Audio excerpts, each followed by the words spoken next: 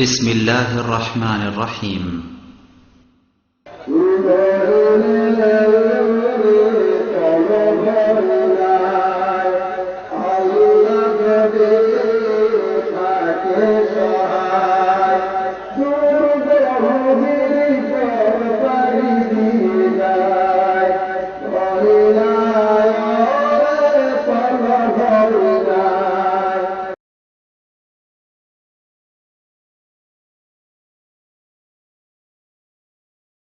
السلام عليكم ورحمة الله. إن الحمد لله نحمده ونستعينه من يهده الله فلا مضل له ومن يضلل فلا هادي له وأشهد أن لا إله إلا الله وحده لا شريك له وأشهد أن محمدًا عبده ورسوله.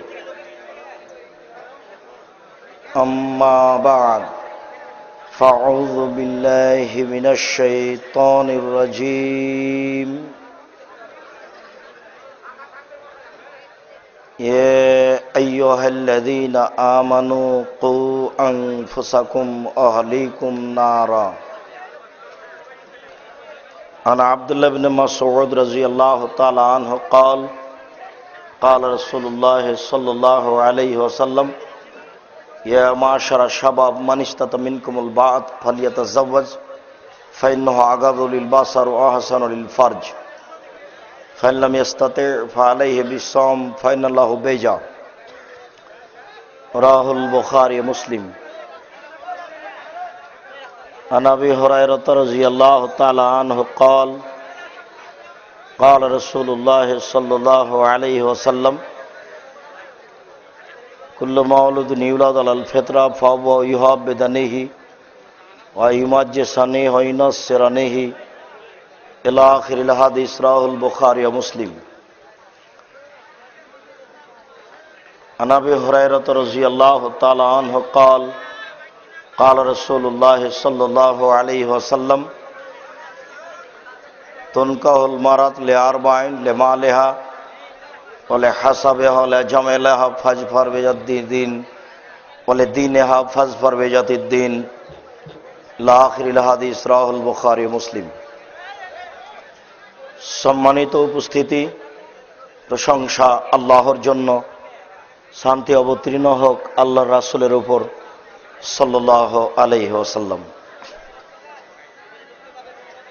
আজকের দিনই বৈঠকে আমরা এখন অবগত হলাম যে আজকের আলোচ্য বিষয় হচ্ছে পরিবার ও পারিবারিক জীবন বা পরিবারের আদর্শ।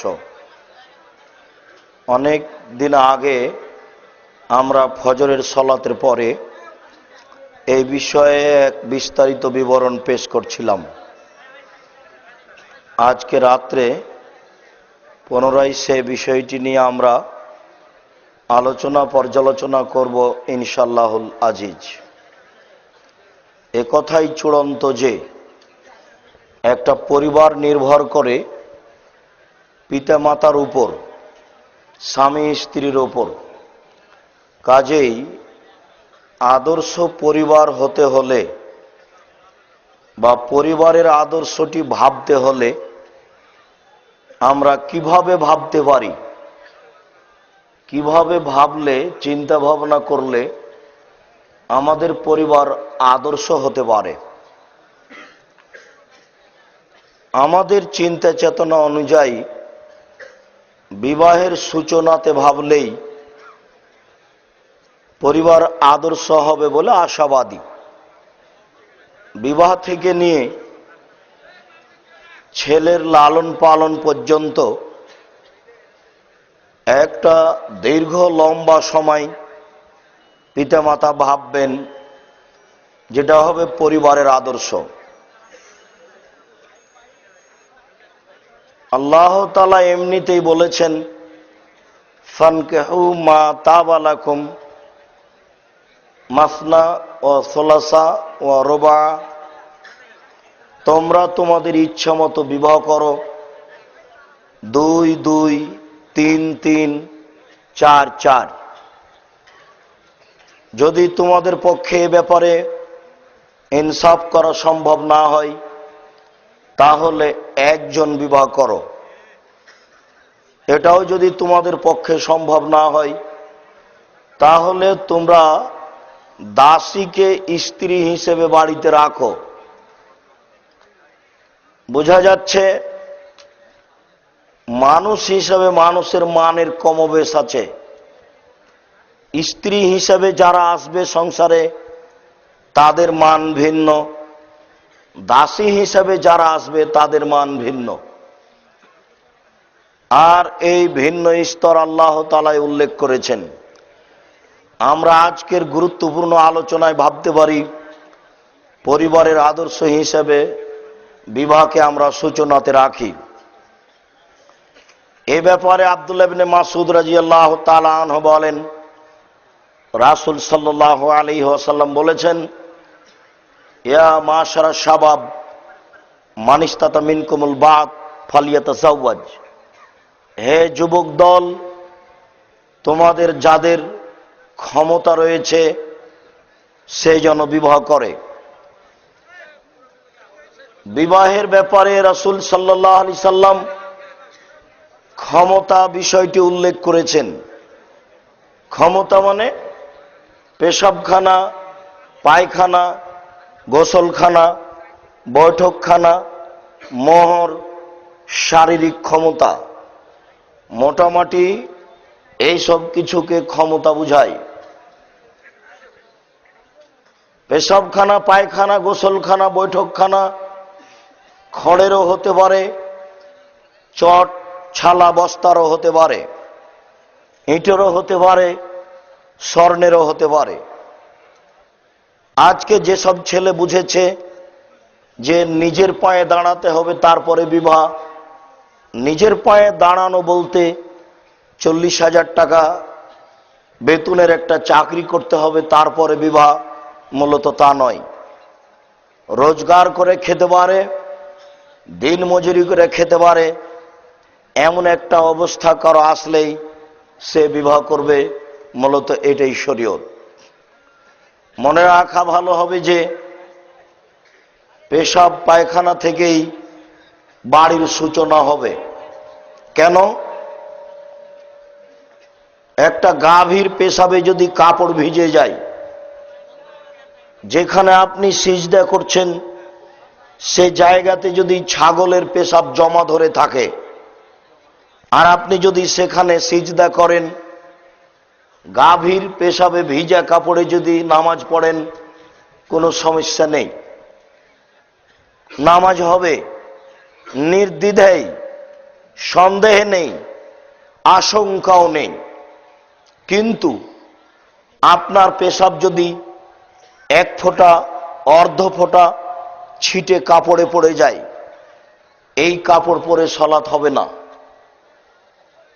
ওই কাপড়ের সেই স্থান ধুয়ে ফেলতে হবে। শরীরে কোনো জায়গায় লেগে গেলে সেই জায়গা ধুয়ে পরিষ্কার করতে হবে। জানি না আপনার সংসারে আপনার স্ত্রী এসেছে আজ থেকে নিয়ে প্রায় 40 বছর আগে, বাড়ির পিছন দিকে সমতল জমিতে পেশাব করে, যা আপনি দেখে আসছেন। আপনি একজন কাপুরুষের তার পরিচয় দিয়ে বাড়ির পিছনে 10 কোদল মাটি উঠিয়ে চট ছালা দিয়ে ঘেরে একটা পেশাবখানা তৈরি করতে পারেননি, যা করতে 3 ঘন্টা সময় লাগে। আহলে হাদিসের দাবিদার ঠিকই আছেন, জোরে আমিন বলতে হয়, বুকেও হাত বাঁধা হয়।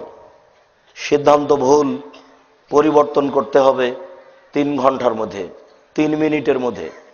যা হয়েছে সেই হিসাব আর নেই, নতুনভাবে ভাবতে হবে পরিবার। পেশাব পায়খানা, গোসলখানা, বৈঠকখানা থেকে পরিবার আরম্ভ হবে।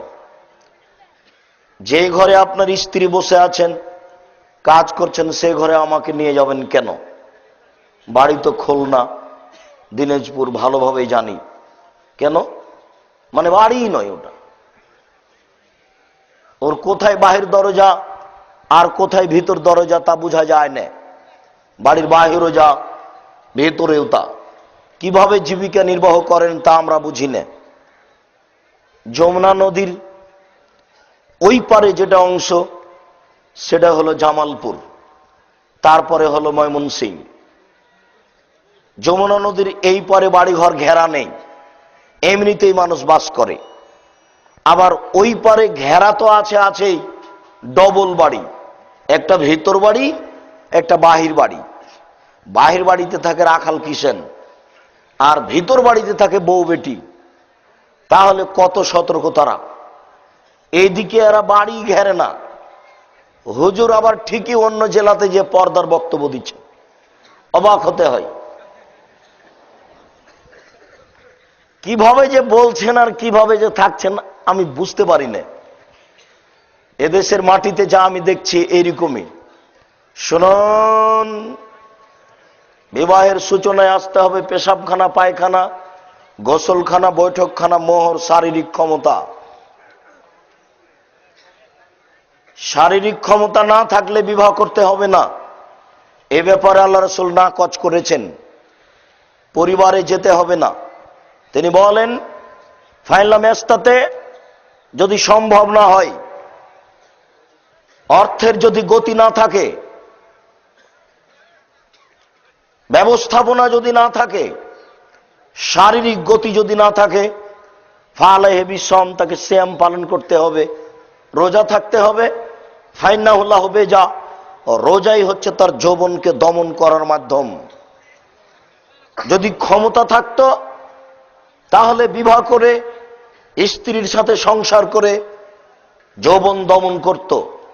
যেহেতু কাপুরুষ রোজগার করতে পারে না, নিজের শারীরিক ক্ষমতাও নেই, তাকে বিবাহ করতে হবে না। বিবাহের নামে সে কলঙ্ক। আমি যদি বলি ওই যে রাস্তায় মেয়েটা হাঁটছে ওটা আপনার, তাহলে আপনার অস্বীকারের কি আছে? কেন? ওই মেয়েটা তো হিন্দুর নয়, ওই মেয়েটা আপনার মেয়ে। এর জবাব কে দিবে? ও তো একজন নিজেকে মুসলিম মনে করে। জোর করে মুসলমান হওয়া যায় না, মুসলিম নীতিতে হয়। নীতি ছাড়া মানুষ মুসলিম হয় না। হজবাতিল নার বিশ শাহওয়াত, হজবাতিল জান্নাত বিল মাকারে। মনের ইচ্ছা, মনের প্রবৃত্তি দ্বারা জাহান্নাম ঘেরা আছে। আর নিয়ম ছাড়াই আপনি থাকবেন, জান্নাত পাবেন, এমন হয় না। কেন? জান্নাত বলতে নিয়ম কানুনকে বুঝায়, কষ্ট ক্লেশকে বুঝায়। হজবাতিল জান্নাত বিল মাকারে, কষ্ট ক্লেশ নিয়ম নীতি দ্বারা জান্নাত ঘেরা আছে, এমনিতেই হয় না। যাক, সংক্ষিপ্ত বিবরণে আমরা বুঝলাম যে আমরা রোজগার করে খেতে পারি, বাড়িঘর রেডি হয়েছে, রোজগার করে খেতে পারি, বাড়িঘর রেডি হয়েছে। এখন বিবাহের পদক্ষেপে যাই। সব মেয়েকে বিবাহ করা যাবে না। যদি পরিবার আদর্শ করতে হয় তাহলে রাসূল সাল্লাল্লাহু আলাইহি সাল্লাম যেভাবে বলেছেন সেভাবে যেতে হবে। তিনি বলেন, তুনকাহুল মারাত লে আরবাইন, মেয়েদেরকে বিবাহ করা হয় চারটে জিনিস দেখে। তবে তিনি চারটে জিনিস দেখতে বলেননি। তিনি বলেছেন এটা মানুষের বৈশিষ্ট্য, এটা পুরুষের বৈশিষ্ট্য। তারা বিবাহ করলে চারটে জিনিস দেখে, তবে আল্লাহ রাসূল চারটে জিনিস দেখতে বলেননি। তিনি বলেন,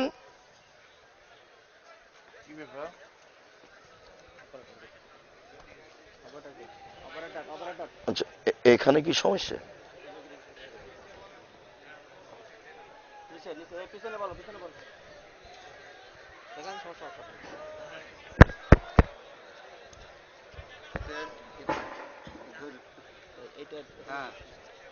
এখানে পাশে নিয়ে, এখানে পাশে নিয়ে থাকতে হবে। কাউকে এখানে দিয়ে দেন।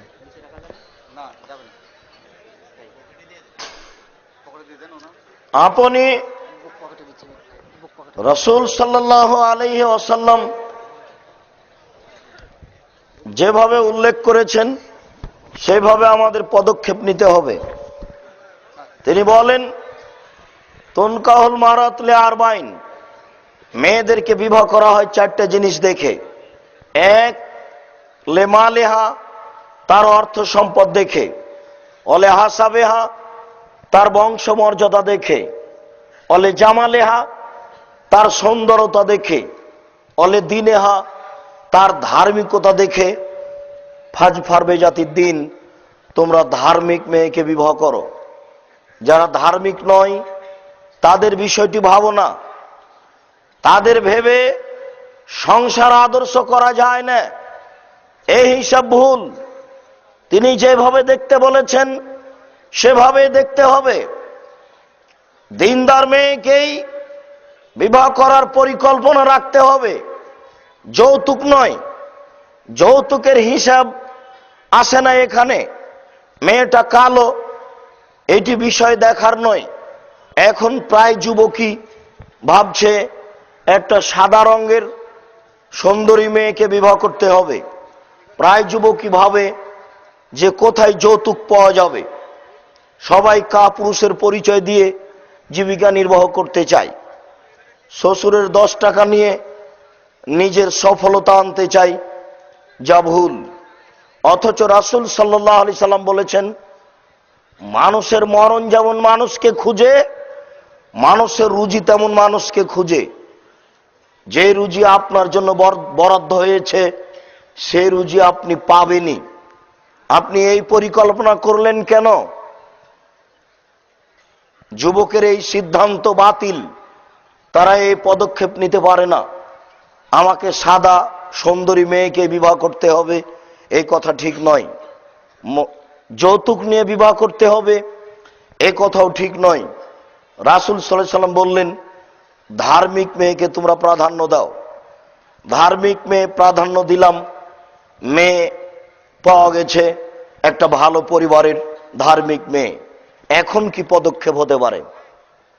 আল্লাহ তাআলা বলেন, ফানকিহুহুন্না বিইذনি আহলিহিন্না, তোমরা মেয়ের গার্জেনকে বলে, তাদের পিতাকে বলে, তাদের অভিভাবক বলে বিবাহ করো।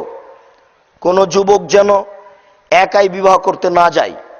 একাই যদি বিবাহ করতে যায় তাহলে গ্রামের লোক ভুল বুঝবে। তারা বলবে যে এ মেয়ে বের করে নিয়ে এসেছে, তখন সেই যুবকই বিপদে পড়বে। সাথে সাথে মালিকের অনুমতি নিয়ে তাদেরকে বলে সময় ঠিক করে বিবাহের পদক্ষেপে যেতে হবে। বলছিলাম, সম্মানিত উপস্থিতি, মালিকের অনুমতি পাওয়া গেল। সূচনা কিভাবে হবে? আমাদের দেশে সূচনা নেহায়াত অন্যায়। আমাদের দেশে বিবাহের সূচনা হয় আমাদের রাজশাহী চাঁপাইনবাবগঞ্জের ভাষায় থুবড়া হতে। এলাকার ভাষা হলো থুবড়া। সেই কথাটা হলো এই, বিবাহের কয়েকদিন পূর্বে ক্ষীর রান্না করা হয়, মিঠাইয়ের একটা ব্যবস্থা করা হয়। গ্রামের যুবতী মেয়েরা আসে, ওই মেয়েটার মুখে গামছা দিয়ে বা কিছু দিয়ে আটকে রাখে। গ্রামের লোকেরা আসে, সবাই একটার পর একটা সামনে বসে, তারা ক্ষীর মুখে তুলে দিতে চায়। যুবতী মেয়েরা আছে, ওরা তার মুখে গামছা দিয়ে রাখে, না আগে টাকা দিতে হবে তারপরে মুখে ক্ষীর দিতে দিব। এই একটা নোংরা, বর্বর, অসভ্য, জঘন্য নীতি আছে। এই সময়তে তারা টাকা ইনকাম করে এবং সারা গ্রামের ভালো মন্দ, চ্যাংড়া ছুল্লু, বদ শয়তান সবাই এসে সেই মেয়ের মুখে ক্ষীর তুলে দেয়। মেয়ের বাপ সমাজের কাছে জিম্মি। সমাজ মানে শয়তানি সমাজ। সমাজ আবার কি? সমাজ ও মনে করে যে সমাজ বলতে গ্রামের লোক আমার অধীনে। বেটা, কিসের সমাজ তোমার? সারা গ্রামের লোক এই মেয়েটার মুখে ক্ষীর তুলে দেয়। স্ত্রীর মুখে ক্ষীর তুলে দিতে হয়। আরে ক্ষীর না পারলে পান্তা ভাত তো দিতে পারবেন। পান্তা ভাত দিলেও আপনার একটা নেকি আছে। সারা গ্রামের লোক একটা মেয়ের মুখে ক্ষীর কিভাবে তুলে দিতে পারে? তোমার মতো মাতাব্বরকে কবর দিতে এসেছে, আপনি মনে রাখবেন। শুনুন, বিবাহের পূর্বে যত ব্যবস্থাপনা আছে সবই হারাম। বিবাহের পূর্বে রাজশাহী চাঁপাইনবাবগঞ্জের হিসাব অনুযায়ী বায়না প্রথা হারাম। বিবাহের পূর্বে থোবড়া প্রথা হারাম। বিবাহের পূর্বে এইভাবে মুখে ক্ষীর তুলে দেওয়া হারাম। বিবাহের পূর্বে এইভাবে হলুদ মাখানো হারাম। হলুদ মাখাতে হবে এ মর্মে শরীয়তে কোনো বিধান নেই। হলুদ মাখতে হবে বরকনেকে এ ব্যাপারে শরীয়তে কোনো বিধান নেই। হলুদ মাখতে হবে বরকনেকে এ ব্যাপারে কোনো শরীয়তে বিধান নেই। তবে আব্দুর রহমান বিন আউফ একদা রাসূল সাল্লাল্লাহু আলাইহি সাল্লামের সামনে আসলেন, এই ছেলে তোমরা নাকি এদিকে আসতে দিলেন কেন? আর তোমরা যারা দায়িত্ব পালন করো তারাই বা কি করে? এখান দিয়ে সামনে দিয়ে মানুষ আসে কি করে? যারা দায়িত্ব পালন করছে ওরা ওখানে কি করে? যারা দায়িত্ব পালনকারীদেরকে দেখছেন তারা দেখুন। চলাচল বন্ধ করুন, ব্যক্তিগত স্বাধীনতা বন্ধ করুন। কিছু বললে কষ্ট পাবেন এটা চায় না। আমি কথা বলছি, আপনি ঘুরে বেড়াচ্ছেন কেন? আপনি কি মনে করেন আপনার এই স্বাধীনতা আসলো কিভাবে? জি, কত আপনি ব্যস্ত? ভুল হিসাব। ব্যস্ততা ত্যাগ করুন, সময়কে মূল্যায়ন করুন, কথাকে দাম দেওয়ার চেষ্টা করুন। সম্মানিত উপস্থিতি, বলছিলাম হলুদ মাখতে পারে। আব্দুর রহমান আউফকে আল্লাহ রাসূল বললেন, তোমার কাপড়টা একটু হলুদ কেন? বিবাহ করেছো নাকি? এই শব্দটার ভিত্তিতে আমরা হলুদ মাখার কথাটা নিয়ে আসি। বরকনেকে হলুদ মাখতে হবে এ ব্যাপারে কোনো বিধান নেই। আল্লাহ রাসূল ওই হলুদ চিহ্ন দেখে বললেন, বিবাহ করেছো? জি।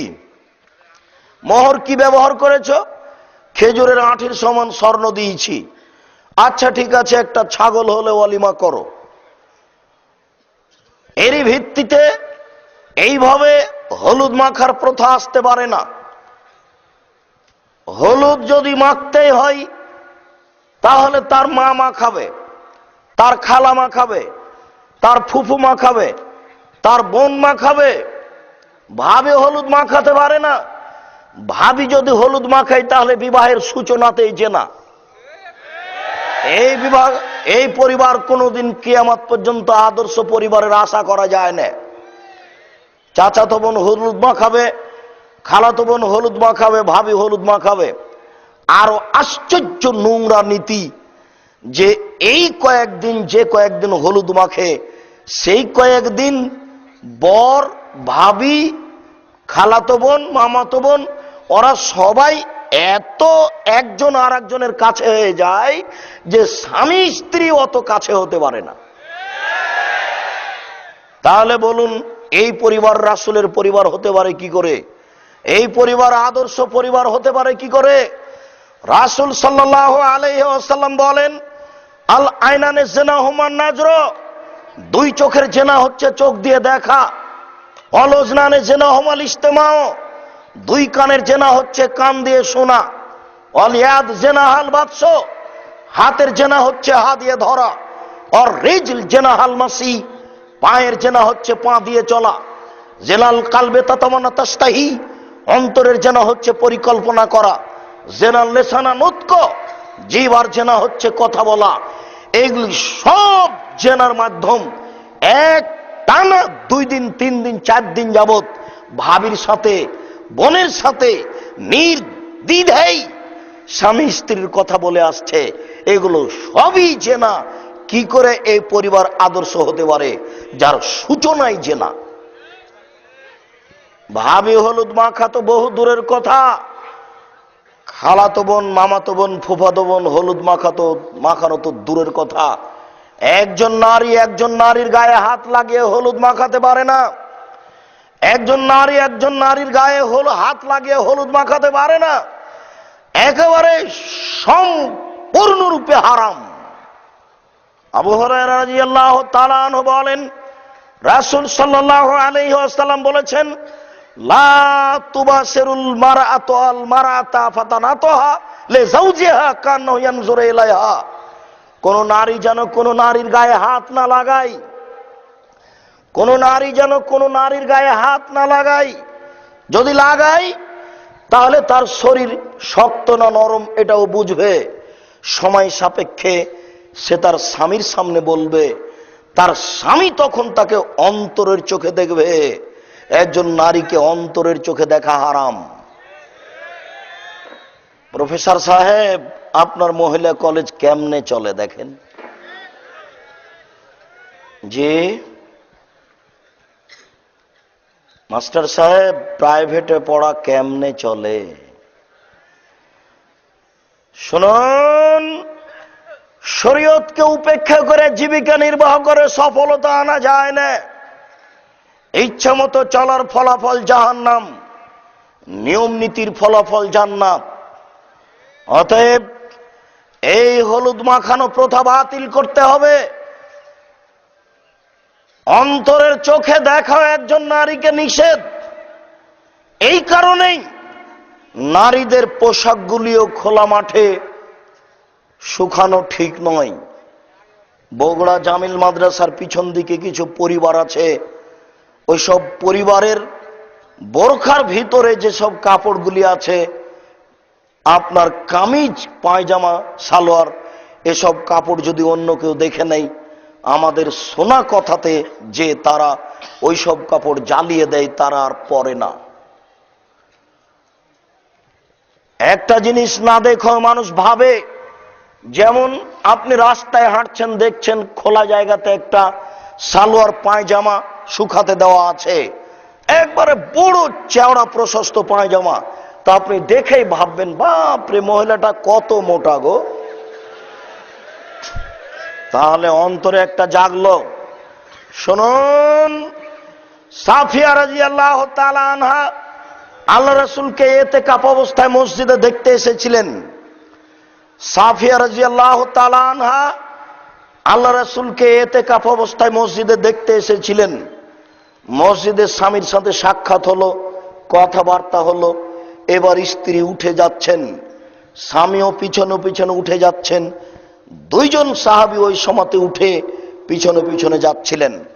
আল্লাহ রাসূল বললেন, আলা রিসলাকুমা, এই তোমরা থামো, ওরা পার হয়ে যাক। সাহাবী দুইজন বলছেন, আল্লাহ রাসূল বলেন কি, আপনার স্ত্রী আমাদের মা, তাদের বিষয়টা আমরা ভাববো মানে?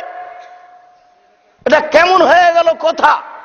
আল্লাহ রাসূলের এই কথা তাদের অন্তরে একটা বাধা দিল, দাগ কাটলো। একই কথা, আমরা হেঁটে যাব রাসূলের স্ত্রীর পিছনে, আল্লাহ রাসূল এটা আমাদেরকে নিষেধ করলেন কেন? আল্লাহ রিসলাকুমা, থামো তোমরা, আগে বাড়ো না। কেমন হলো আল্লাহ রাসূল? তখন আল্লাহ রাসূল বলছেন, শোনো, আমি এটা চাই না যে তোমরা পিছে পিছে হাঁটবে আর শয়তান তোমাদের অন্তরে কিছু জাগাবে, এটা আমি চাই না। এখন মুক্ত আছো, ভালো আছো। যদি পিছে পিছে হাঁটো তখন বুঝবে আর মনে মনে বলবে, আল্লাহ রাসূলের স্ত্রী এই সাজে একটু খাটো, তাই না? পা গেল একটু কেমন কেমন, বেশ সুন্দর, তাই না? এই যে তোমার অন্তরে জাগবে পিছনে হাঁটলে, এই জাগাবে শয়তান, এই সুযোগটা আমি দিতে চাচ্ছি না। শয়তানের এই ক্ষমতা আছে, পাওয়ারফুল বস্তু, এত পাওয়ার তার যে কত পাওয়ার তা মানুষ জানে না। এত ক্ষমতাধর শয়তান।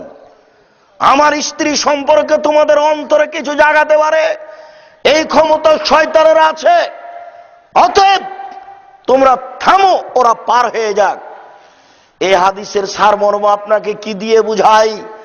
1450 বছর থেকে হাদিস গ্রন্থে পড়ে আছে, আর আপনি বুঝলেন যে ফাঁকা জায়গাতে বউ রাখা যায়। আশ্চর্য আলে হাদিস গো।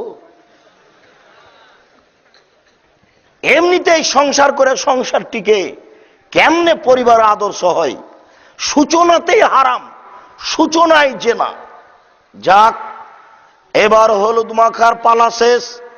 এরপরেও বলে রাখছি, মনে রাখবেন, বর হলুদ মাখতে যায় কনের বাড়িতে, আর কনে হলুদ মাখতে আসে বরের বাড়িতে। এরা হলো অশিক্ষিত, এরা বর্বর, এরা অসভ্য, এরা বন্য।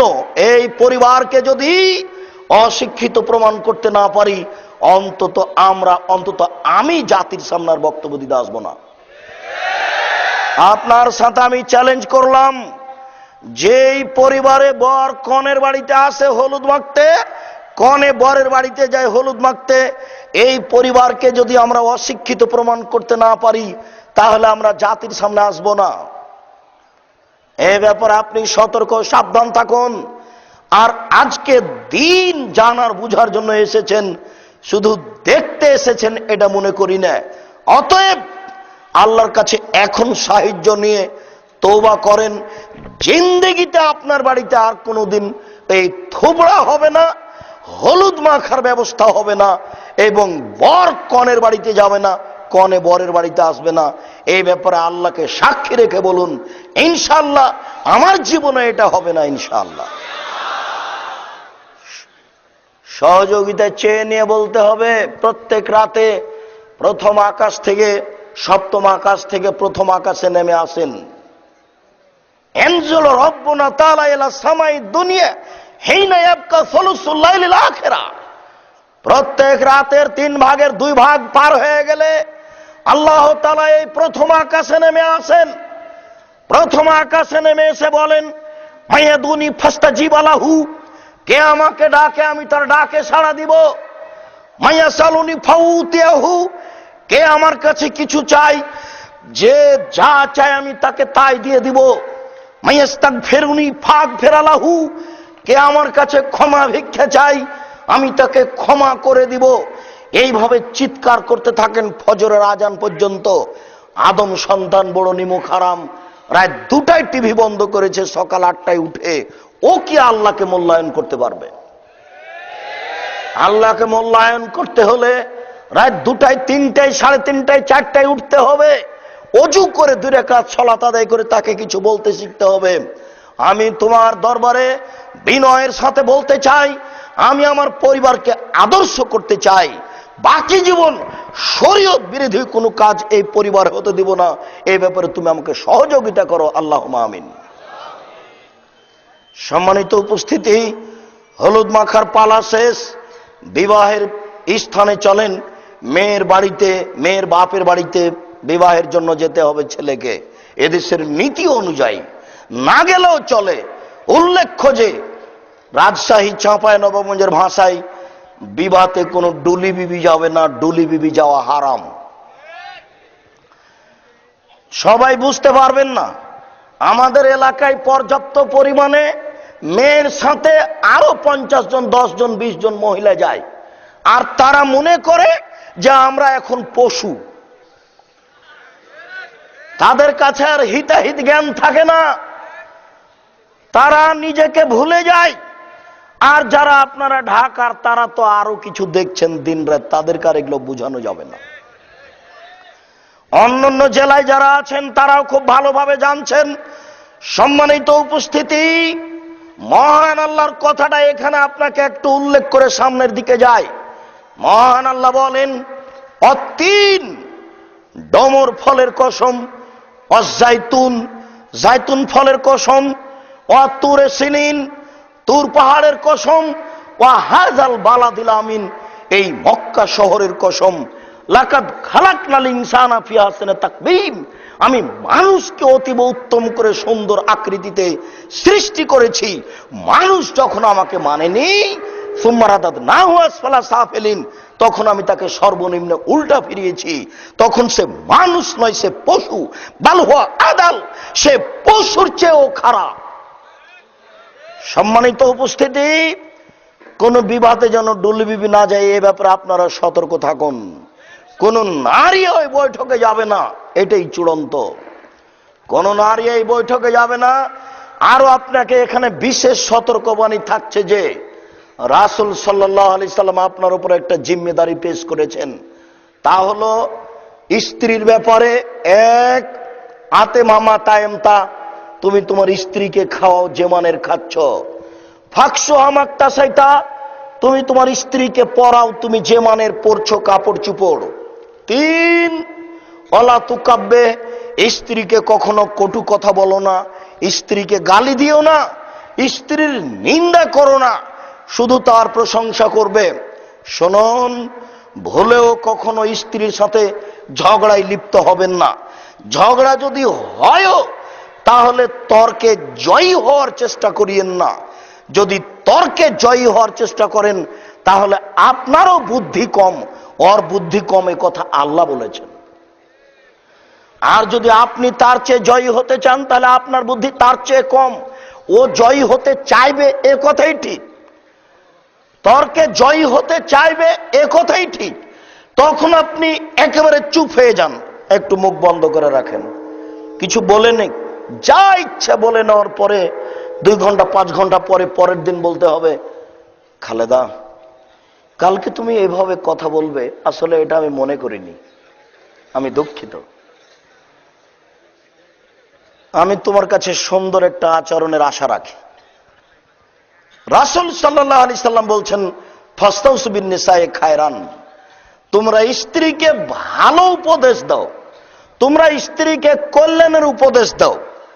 সাথে সাথে ওই কথাটিও আপনাদের ভালো জানা আছে যে প্রত্যেক দিন সকালে ইবলিস তার চেয়ারটা সাগরের উপর রাখে, এটা ইবলিসের ক্ষমতা, আল্লাহ তাকে এইভাবে ক্ষমতা দিয়েছে। প্রত্যেক দিন সে তার চেয়ারকে সাগরের উপরে রাখে, রেখে বলে, এই ইবলিস শয়তান, তোমরা সব মানুষকে পাপী করো, বিকেলে রিপোর্ট দিতে হবে। বিকেলে এসে রিপোর্ট দেয়, জাহাপনা আমি এই অন্যায় করিয়েছি। ইবলিস বলে, যাও এটা কিছু হয়নি। আরেকজন বলে, আমি এই অন্যায় করিয়েছি, ও বলে, যাও এটা কিছু হয়নি। আরেকজন বলে, আমি স্বামী স্ত্রীর মধ্যে গন্ডগোল লাগিয়ে দিয়েছি। তখন ইবলিস লাফ দিয়ে উঠে তাকে বুকে জড়িয়ে ধরে বলে, তুমি একটা কাজ করেছো কাজের মতো। এই জন্য আপনি কখনো তাকে কটু কথা বলবেন না। 4 আল্লাহ তাজরে বলা লজে মুখের উপরে মারবেন না। 5 ওয়ালা তাতরুকা ইল্লা ফিল বাইতে, এই কথাটা বলার জন্য এই হাদিসটা এখন পেশ করছি। আপনি আপনার স্ত্রীকে আপনার বাড়ি ছাড়া কোথাও থাকতে দিবেন না, কোথাও যেতে দিবেন না। বিবাহের বাড়িতে যাওয়ার কোনো প্রশ্নই আসে না। বিবাহের বাড়িতে গেলে ওর স্বামীর সংখ্যা বেশি হয়ে যেতে পারে। বিবাহের বাড়িতে গেলে জেনা হবে, এটাই স্বাভাবিক। অতএব কাপুরুষের পরিচয় দিয়ে এই বাড়িতে যেতে দিয়েন না। ডুলি বিবি যাওয়া বন্ধ। এবার আপনি বিবাহের জন্য গেছেন, একটা বৈঠকে বসা হয়েছে, বৈঠক কেবলামুখী হবে, এ কথার প্রয়োজন নেই। মেয়ের বিবাহ হবে মেয়ের পিতার অনুমতিতে, মেয়ের বিবাহ হবে মেয়ের পিতার অনুমতিতে। এই বৈঠক থেকে কিছু লোক ভিতরে গিয়ে মেয়ের কাছে বিবাহ পড়াবে, এই নীতি বাতিল। মেয়ের কাছে বিবাহ পড়াতে হবে না, মেয়ের কাছে বিবাহ পড়াতে হবে না, মেয়ের কাছে বিবাহ পড়ানো নাজায়েজ, মেয়ের কাছে বিবাহ পড়ানো নাজায়েজ, মেয়ের কাছে বিবাহ পড়ানো যাবে না। আমাদের এলাকা তো কিছু নিয়ম আছেই। রংপুর গাইবান্ধা এলাকায় নিয়ম একেবারে আশ্চর্য। কিছু মানুষ আর কিছু এই ছেলে, এইসব লোকগুলি ওই ভিতর দিকে যায়, ওখানে গিয়ে বলে, অমুক নিবাসী অমুক, অমুকের ছেলে অমুক, এত নগদ এত বাকিতে তোমাকে বিবাহ করতে এসেছে, তুমি তাকে স্বামী সত্ত্বে গ্রহণ করো। ও তখন বলে, গ্রহণ করলাম। এরপরে ওরা 3 বার বলার পরে এই বৈঠকে আসে, এসে দাঁড়িয়ে থাকে। বসে থাকা লোকগুলি বলে, আপনারা কে? তখন বলে, আমরা এই বিবাহের উকিল। মেয়ে কবুল করেছে? জি করেছে। আপনারা শুনেছেন? হ্যাঁ শুনেছি। তখন তারা বলে যে বসেন। তখন এইসব লোক বসে, এর আগে বসতে পারে না। মনে হচ্ছে এক আশ্চর্য পাগলামি কারবার, এর বৈধতা নেই। সম্মানিত উপস্থিতি, বলছিলাম মেয়ের পিতায় বিবাহ পড়াবেন, না পারলে অন্য কেউ হামদ আগে হবে, তারপর কোরআন তেলাওয়াত হবে। অতিরিক্ত মেয়ের পিতা যদি ইচ্ছা করেন তাহলে ভিতরে অনুমতি নিতে পারেন। অনুমতি নিতে গিয়ে বলবেন, খালেদা আমি তোমার বিবাহ পড়ানোর জন্য যাচ্ছি, আম্মু আব্বু যান, আসতে পারেন। চুপ থাকে যদি আসতে পারেন, হেসে উঠে যদি আসতে পারেন, যদি কেঁদে উঠে তাহলে আসা যাবে না, বিবাহ দেওয়া যাবে না।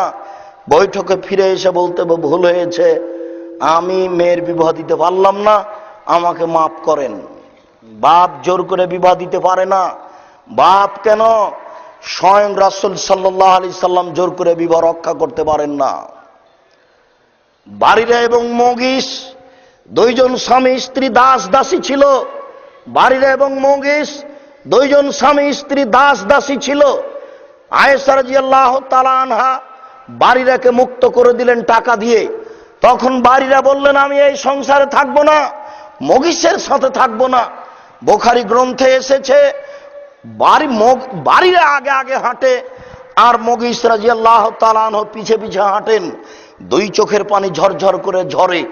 ভাবখান এরকম মনে হচ্ছে যে উনি বলছেন, তুমি আমার সাথে থাকো না, তুমি না থাকলে যে আমি বাঁচবো না, আমি কেমনে কি করি, তুমি আমার সাথে থাকো না। ঠিক এরকম একটা পরিবেশ দৃশ্য দেখে আল্লাহ রাসূল বললেন, বারিরা তুমি মুগিসের সাথে থাকো।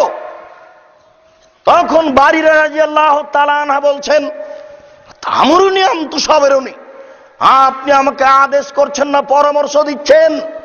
আল্লাহ রাসূল মুগিসের সাথে থাকার ব্যাপারে আপনি আমাকে আদেশ করছেন না পরামর্শ দিচ্ছেন? তখন আল্লাহ রাসূল বলছেন, বারিরা আমি তোমাকে আদেশ করিনি, আমি তোমাকে পরামর্শ দিচ্ছি।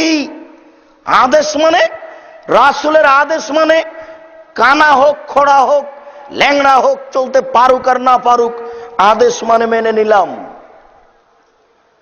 আমি তোমাকে আদেশ করিনি, পরামর্শ দিচ্ছি। তখন বারিরা রাদিয়াল্লাহু তাআলা বললেন, আপনার পরামর্শ মানলাম না, আমি তার সাথে থাকবো না। তার সাথে থাকেননি, বিবাদ জোর করে আল্লাহ রাসূল রাখতে পারেননি সাল্লাল্লাহু আলাইহি সাল্লাম। মেয়ের পিতা কি করে বিবাহ দিতে পারে? ঠিক নয়। যাক, উভয়ে সম্মতি। মেয়ের পিতা আগে হামদ পড়বেন, তারপর কোরআন তেলাওয়াত করবেন, তারপর বলবেন, আমার মেয়ে অমুক এত নগদ এত বাকিতে তোমার সাথে বিবাহ বন্ধনে আবদ্ধ হতে রাজি, তুমি তাকে স্ত্রী হিসেবে গ্রহণ করো। সে বলবে গ্রহণ করলাম। বুখারী মুসলিম গ্রন্থ অনুযায়ী কাবেল তো গুরুত্বপূর্ণ কথা তিনবার বলা যায়। এ কারণে মেয়ের পিতা বলতে পারেন, আমার মেয়ে অমুক এত নগদ এত বাকিতে তোমার সাথে বিবাহ বন্ধনে আবদ্ধ হতে রাজি, তুমি তাকে স্ত্রী হিসেবে গ্রহণ করো। সে বলবে গ্রহণ করলাম। আমার মেয়ে অমুক এত নগদ এত বাকিতে তোমার সাথে বিবাহ বন্ধনে আবদ্ধ হতে রাজি, তুমি তাকে স্ত্রী হিসেবে গ্রহণ করো। বিবাহ হয়ে গেল।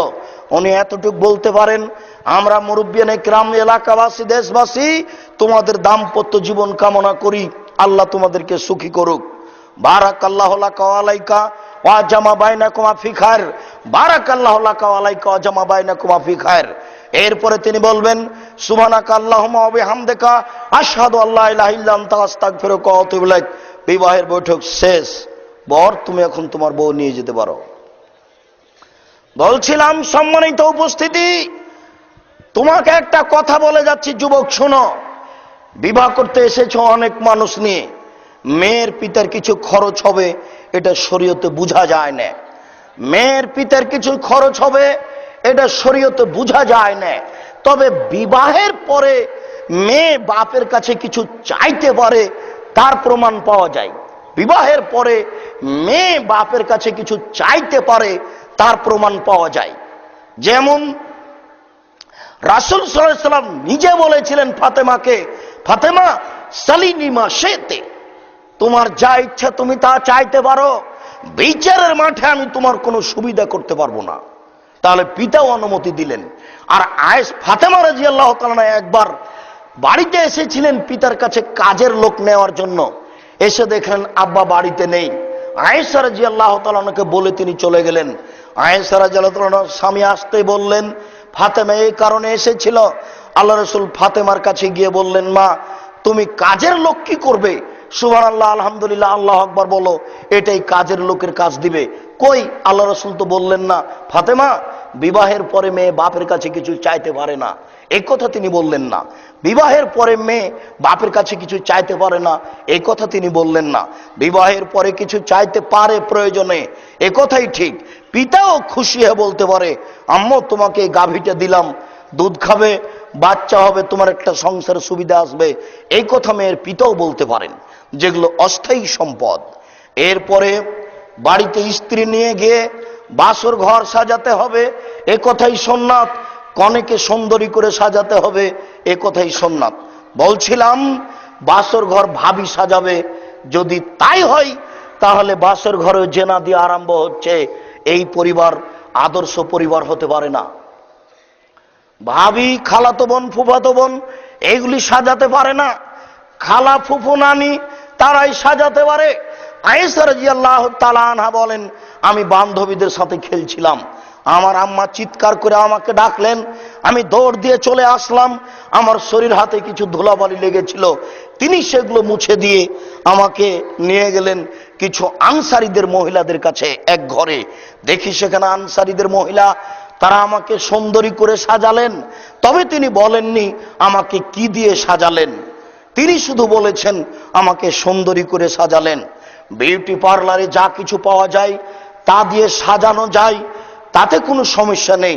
তবে বিউটি পার্লার ঘরে রুমে ঢুকতে পাবে না, ওই পরিবেশেও যেতে পাবে না। উল্লেখ্য যে নখে নেইল পালিশ দিতে পাবে না। ইহুদি খ্রিস্টানদের মেয়েদেরকে বিবাহ করার পতিতালয়ের মেয়েদের বৈশিষ্ট্য হচ্ছে নখে নেইল পালিশ দেওয়া। ইহুদি খ্রিস্টানদের মেয়েদের পতিতালয়ের মেয়েদের বৈশিষ্ট্য হচ্ছে নখে নেইল পালিশ দেওয়া। ওদেরও ওখান থেকে এসেছে নখে নেইল পালিশ দেওয়া। এই জন্য জরুরি ভিত্তিতে মুসলিম নারী নখে নেইল পালিশ দিয়ে থাকলে ছিলে ফেলবে, জিন্দেগিতে কোনো দিন দিবে না। তারা হাতের নখে মেহেদি দিবে, হাতের নখে তো মেহেদি দিবেই, পায়ের নখেও দিবে। মহিলারা হাতের নখে তো মেহেদি দিবেই, পায়ের নখেও দিবে। আমরা অবশ্য জ্ঞান হওয়ার পরে শুনেছি যে আল্লাহ রাসূল দাড়িতে মেহেদি দিয়েছিলেন, এই জন্য পায়ে মেহেদি দেওয়া যাবে না। এই কথা মিথ্যে। কেন মিথ্যে? রাসূল সাল্লাল্লাহু আলাইহি সাল্লাম বলেছেন, ঋতুবতী মহিলা যখন ঋতু থেকে গোসল করে পবিত্র হবে তখন লজ্জা স্থানে আতর ব্যবহার করবে। হায়েজলা মহিলা যখন হায়েজ থেকে গোসল করে পবিত্র হবে তখন লজ্জা স্থানে আতর ব্যবহার করবে।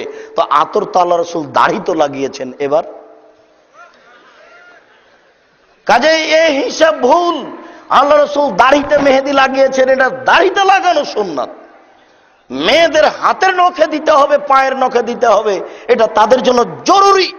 মহিলাদেরকে নখে মেহেদি দিতে হবে জরুরি ভিত্তিতে। জরুরি ভিত্তিতে কেন? একজন মহিলা আল্লাহ রাসূলের হাতে একটা পত্র দিয়েছিলেন, পত্রটা নিয়েই আল্লাহ রাসূল বললেন, আয়াদুর রাজুলান ইমরা, এ হাত নারীর না পুরুষের? কেন তিনি এ কথা বললেন? ওই হাতের নখে মেহেদি ছিল না, মহিলা তাকে কাগজটা দিয়েছেন, একথা সত্য।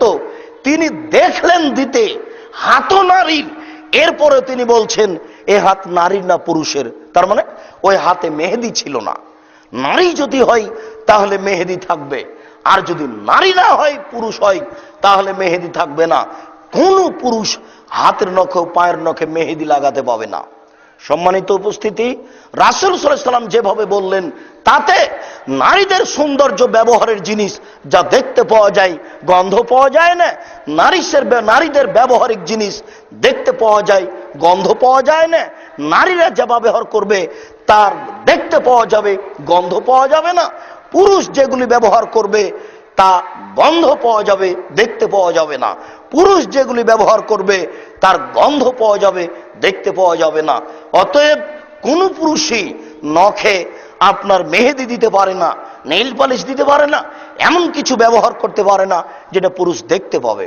উল্লেখ্য যে চট করে একটা কথা মাথায় চলে আসলো, শুনুন, দুনিয়াতে দুইটা পাপ আছে, মানুষ না করেই পাপী।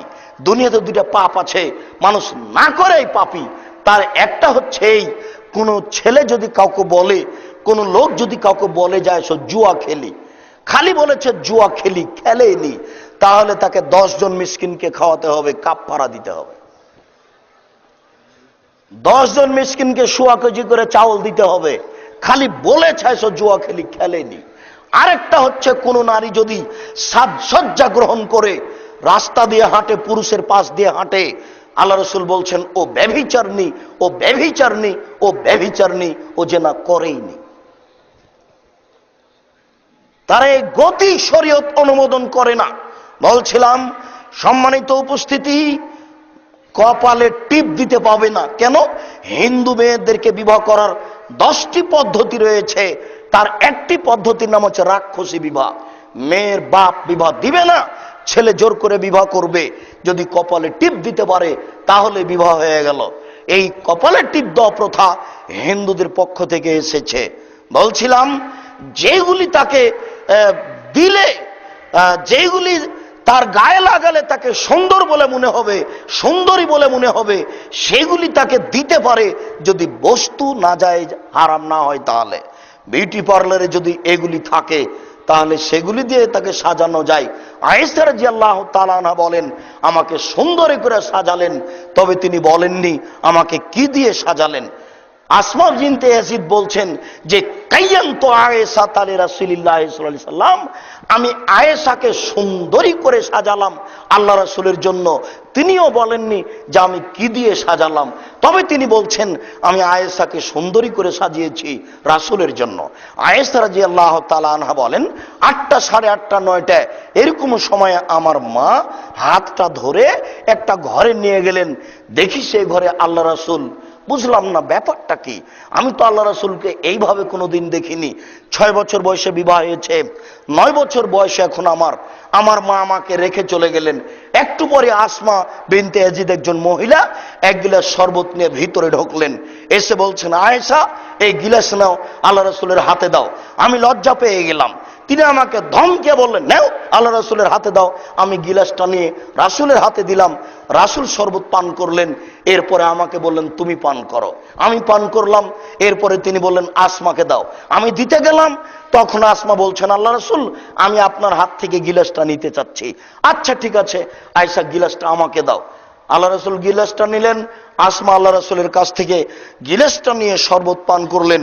বোঝা যাচ্ছে যে বাসর ঘরে একটা মিঠাইয়ের ব্যবস্থা থাকবে। যেমন ভাবে ঘর সাজানো হবে, তেমন ভাবে কনেকে সাজানো হবে, তেমন ভাবে একটা মিঠাইয়ের ব্যবস্থা হবে। এরপরে আদর্শ পরিবারের জন্য স্ত্রীর মাথায় হাত দিয়ে দোয়া পড়তে হবে, আল্লাহুম্মা ইন্নী আসআলুকা খায়রাহা ওয়া খায়রা মা জাবালতা আলাইহি ওয়া আউযু বিকা মিন শাররিহা ওয়া শাররি মা জাবালতা আলাইহি। এরপরে হবে 2 রাকাত সালাত। বর আগে দাঁড়াবে, কনে পিছে দাঁড়াবে। পাশাপাশি দাঁড়াতে পাবে না, মা বেটা হলেও পাবে না। মা যদি একেবারে বৃদ্ধা হয়ে যান তবুও ছেলে পাশে দাঁড়িয়ে সালাত আদায় করতে পাবে না। নারী পুরুষের একসাথে জামাত নয়। কনে পিছে দাঁড়াবে, বর আগে দাঁড়াবে। আর যদি ফরজ সালাত হয় তাহলে বরই ইকামত দিবে। আর এটা তো এখানে ফরজ সালাত নয়, এটা একটা নফল সালাত। 2 রাকাত সালাতের পরে কিছু দোয়া হবে। এরপরে দাম্পত্য জীবনে বলতে হবে। আল্লাহ রাসূল বলছেন, যদি তোমাদের কোনো ব্যক্তি তার পরিবারের কাছে যায় তাহলে সে যেন বলে, বিসমিল্লাহি আল্লাহুম্মা জান্নিবনা শায়তান ওয়া জান্নিবি শায়তান মা রাযাকতানা। হে আল্লাহ, আমরা তোমার নামে সাংসারিক জীবনে যাচ্ছি, তুমি আমাকে আর আমার স্ত্রীকে শয়তান থেকে রক্ষা করো। আমাদের মাঝে যদি কোনো সন্তান দান করো তাহলে তুমি তাকে শয়তান থেকে রক্ষা করো। এইভাবে সংসার শুরু হলো। সকাল বেলায় হবে অলিমা, বিশাল অলিমা হবে। একেবারে 2-4, 10,000, 50,000 মানুষকে খাওয়াতে হবে। 10টা, 12টা, 20টা গরু জবাই করতে হবে, যার যা কুলাই। বিশাল আকার একটা অলিমা হবে। এরপরে আপনার দিন যাবে রাত্রি যাবে, দিন যাবে রাত্রি যাবে। একদিন বাচ্চা পেটে আসলো, দিন রাত আল্লাহকে বলতে হবে, রব্বে হাবলি মিন লাদুনকা যুররিয়াতান তাইয়্যিবা। আল্লাহ, তোমার পক্ষ থেকে আমরা চাচ্ছি একটা সুন্দর ছেলে দাও, যেই ছেলে এই দিন জীবিত করতে পারবে, এই সমাজকে উৎখাত করতে পারবে, যে নাজায়েজ হারাম সমাজ, এরকম সমাজকে তুলে দিতে পারবে, আল্লাহ রাসূলের সমাজকে নিয়ে আসতে পারবে, এরকম ছেলে তুমি আমাকে একটা দান করো। যুবক, তোমার কথা তো শুনে আমাদের অবাক হতে হয়। যেদিন তোমার স্ত্রীর পেটে বাচ্চা এসেছে সেদিন থেকে তুমি ভাবছো ছেলেকে আমার ইংলিশ মিডিয়ামে পড়াতে হবে। তোমাদের 2 জনের হিসাব আমরা ভালোভাবে বুঝি। বুঝার পরে মনে হয় যে তোমাদের জীবন, বরং তোমার আব্বার জীবনটা ওই গল্পটার মতো। ওই যে তুমি একটা পদ্য পড়েছিলে, একজন বাবু একটা নৌকাতে উঠেছে, মাঝি, বাবু আর মাঝি। একটু পরে বাবু বলছে, মাঝি চাঁদ কেন বাড়ে কমে রে, বলতে পারিস? তো মাঝি বলছে, বাবু এসব কি আর জানি আমি? তাহলে তোর জীবন চারায় নাই মিছে। একটু পরে, এটা কি বলতে পারিস? না। তোর জীবন আটা নাই মিছে। এটা কি বলতে পারিস? না। তোর জীবন 12 আনাই মিছে। ইতিমধ্যে বাতাস উঠেছে, নৌকা দুলে উঠেছে। এবার মাঝি বলছে, বাবু সাঁতার জানো বাবু? তো বাবু বলছে, না রে মাঝি, না, আমি তো সাঁতার জানি না। ও বাবু, এখন কেন কাবু? এখন দেখি তোমার জীবন 16 আনাই মিছে, তোমার বাপের জীবন 16 আনাই মিছে। টাকাও লস, আপনার ছেলেও লস, জাতিও লস, সবার জন্য এটা একটা বিপদ। এই ছেলে হলো কুসন্তান, এই ছেলে হলো কুসন্তান। এই ছেলে বাপ মরার পরে তার বাপের ছবিকে সুন্দর করে সাজিয়ে অ্যালবামে দিয়ে সাজিয়ে রাখে, বাড়িতে বেঁধে অ্যালবামে সাজিয়ে রাখে। এটা শিক্ষিত ছেলে নয়, এটাই কুসন্তান, এটাই অশিক্ষিত ছেলে। সুসন্তান কে তাহলে? সুসন্তান হচ্ছে ওই যেই ছেলে বাপের কবর দিয়েছে, বাড়িতে একটা 5 ফুট সাইজের ছবি ছিল, সেই ছবিটাকে একবারে টুকরা টুকরা করে ছিঁড়ে ফেলে কবরস্থানে গিয়ে বলছে, রব্বির হামহুমা কামা রব্বায়ানি সাগীরা, হে আমার প্রতিপালক, তুমি আমার পিতা মাতাকে দেখো, বাল্য অবস্থায় তারা যেভাবে আমাকে দেখেছিল। রব্বিক ফিরলি বলে বলে দাইয়া, হে আমার প্রতিপালক, তুমি আমাকে ক্ষমা করো, আমার বাপ মাকে ক্ষমা করো। আল্লাহুম্মা গফিরলি আবি আর ফাদার জাতাহু ফিল মাহদিন আফসালাহু ফি কবরিহি ও নাব্বির লাহু ফিহে। আল্লাহ, তুমি আমার পিতাকে ক্ষমা করো, তাকে উচ্চ মর্যাদা দান করো, তুমি তার কবরকে প্রশস্ত করো, তুমি তার কবরকে আলোকিত করো। আল্লাহুম্মা গফির লাহু, আল্লাহ তুমি তাকে ক্ষমা করো। ওয়ারহামহু, তুমি তার প্রতি রহমত নাযিল করো। ওয়াফি, তুমি তাকে মাফ করো। ওয়াফি আনহু, তুমি তার প্রতি নিরাপত্তা অবতীর্ণ করো। ওয়াকরিম নুজুলাহু, তুমি তাকে দামি সম্মানী খাদ্য খেতে দাও। ওয়াসমাদ খালাহু, তুমি তার থাকার জায়গা প্রশস্ত করে দাও। ওয়াগসুলু বিল মাই ও সালজল বারাত কামান আকাইতা সাবল হবে জমিনা দানাস, তুমি তাকে ঠান্ডা স্বচ্ছ পানি দিয়ে ধুয়ে পরিষ্কার করে দাও, যেমন ভাবে সাদা কাপড়কে ময়লা থেকে ধুয়ে পরিষ্কার করা হয়। আবদুলহু দারান খায়রান মিন দারিহি, দুনিয়াতে যে বাড়ি ছিল তার চেয়ে সুন্দর বাড়ি দাও। আহলান খায়রান মিন আহলিহি, দুনিয়াতে যে পরিবার ছিল তার চেয়ে সুন্দর পরিবার দাও। ও জাওজান খায়রান মিন জাওজিহি, দুনিয়াতে যে স্ত্রী ছিল তার চেয়ে সুন্দর স্ত্রী দাও। ওয়াদখিলহুল জান্নাহ, তুমি একে জান্নাতে প্রবেশ করাও। ওয়াজহু মিন আযাবিল কবর, তুমি একে কবরের শাস্তি থেকে বাঁচাও। ও মিন আযাবিন নার, তুমি একে জাহান্নামের শাস্তি থেকে বাঁচাও। এই ছেলে হলো সুসন্তান। বলছিলাম সম্মানিত উপস্থিতি, এবার বাচ্চা প্রসব হলো। বাচ্চা প্রসব হওয়ার সাথে সাথেই আজান দেওয়া যায়। হাদিসটি হাসান পর্যায়ের বলা যাচ্ছে। ডান কানে আজান, বাম কানে একামাত, এ হাদিস জাল।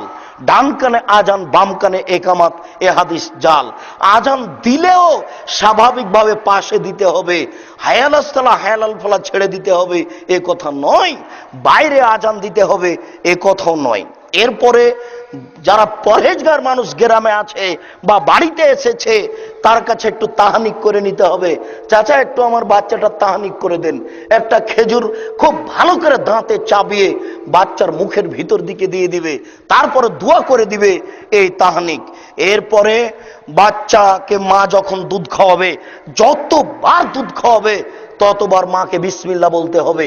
যদি না বলে তাহলে দুধ শয়তান খাবে, নিশ্চিত খাবে, অবধারিত খাবে। আল্লাহ রাসূল বলেছেন খাবে, অতএব খাবে। দিন যায় রাত্রি যায়, দিন যায় রাত্রি যায়, সপ্তম দিন চলে আসলো, আকিকা করতে হবে। ভেড়া ভেড়ি, দম্বা দম্বি, ছাগল ছাগি, এই 6 শ্রেণীর প্রাণী দিয়ে আকিকা করতে হবে। উট দিয়ে, গরু দিয়ে আকিকা চলয় না, প্রমাণে হাদিস ঠিক নয়। 14 দিনে 21 দিনে আকিকা করা যায় না, জীবনে একদিন আকিকা করা যায় না। আকিকার পশুর সাথে কুরবানির পশুর কোনো সম্পর্ক নাই। যে কোনো একটা পশু হলেই হলো, দাঁত থাক আর না থাক, মোটা তাজা হোক আর না হোক, এটা হলো বাপের জিম্মেদারি। সপ্তম দিনের দিন করতে হবে, এটা বাপের জিম্মেদারি, এটা নেকির কাজ বলে নয়, এটা পিতার জিম্মেদারি, যা তাকে করা লাগবে। কুরবানি ছিল নেকির কাজ, কুরবানি মাঝে মধ্যে না করাই ভালো, করলে বেশি টাকা দিয়ে ভালো টকটকে ঝকঝকে দাঁতলা পশু কুরবানি করবে। বলছিলাম সম্মানিত উপস্থিতি, বাচ্চার বয়স 1 বছর, পায়জামা পরাবেন, প্যান্ট নয়। এই যে প্যান্টটা কিনেছেন, আমি বুঝতে পারি না আপনি কেমন বাপ। আমাদের বাসায় এই প্যান্ট যদি নিয়ে যাওয়া হয় তাহলে 3 ঘন্টার মধ্যে জ্বালিয়ে দেওয়া হবে। জন্ম দিতে পারলে বাপ হওয়া যায় না, ক্ষমতার নাম বাপ। প্রসাব করাতে পারলে মা হওয়া যায় না, ক্ষমতার নাম মা। শুনুন সম্মানিত উপস্থিতি, আমরা আজ করছি, সময়ের শেষের দিকে চলে এসেছি। অতএব এই পর্যন্ত বলতে চাচ্ছি যে আপনার ছেলে 5 বছরের হলে তাকে ইসলামী পোশাক দিয়ে স্কুলে পাঠান, সালাম দিয়ে যাবে আসবে। 7 বছরের হলে তাকে সলাত আদায় করতে বলুন, 10 বছরের হলে পিটিয়ে সলাত আদায় করান। মেয়ে যদি 13 বছরের হয় পোশাক পরিবর্তন করুন। আল্লাহ রাসূলের পদ্ধতিতে পরিবার গড়ে তোলার চেষ্টা করুন। আল্লাহ কবুল করুক, আল্লাহুম্মা আমিন। আল্লাহ আমাদের যারা মারা গেছে তুমি তাদের কবরের শাস্তি মাফ করো। আমরা যারা অসুস্থ তুমি তাদের আরোগ্য দান করো। আমরা যারা বেঁচে আছি তুমি তাদেরকে তোমার রাসূলের পদ্ধতি অনুযায়ী চলার তৌফিক দান করো, আল্লাহুম্মা আমিন। এ দাবি এ দোয়া রেখে আজকের আলোচনার শেষের দিকে এসে কয়েকটা জিজ্ঞাসা। শুকরিয়া, জাযাকুমুল্লাহ খায়ের। সুবহানাকা আল্লাহুম্মা ওয়া বিহামদিকা আশহাদু আল্লা ইলাহা ইল্লা আনতা আস্তাগফিরুকা ওয়া আতুবু ইলাইক। আসসালামু আলাইকুম ওয়া রাহমাতুল্লাহ।